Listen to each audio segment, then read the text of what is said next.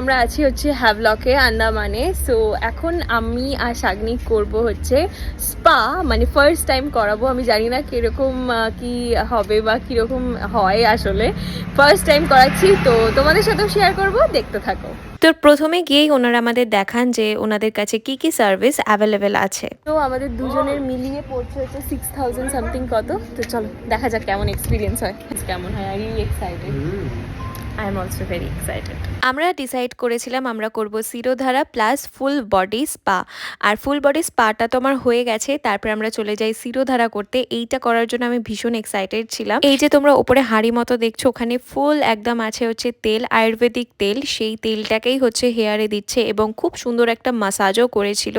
আমার খুব ভালো লেগেছিল। তার সাথে চোখে এরম পট্টি বেঁধে দিয়েছিল, মানে কপালে এরম পট্টি বেঁধে দিয়েছিল। কোনো একটা কারণ তো নিশ্চয়ই আছে, তোমরা চাইলে গিয়ে ইউটিউবে দেখতে পারো।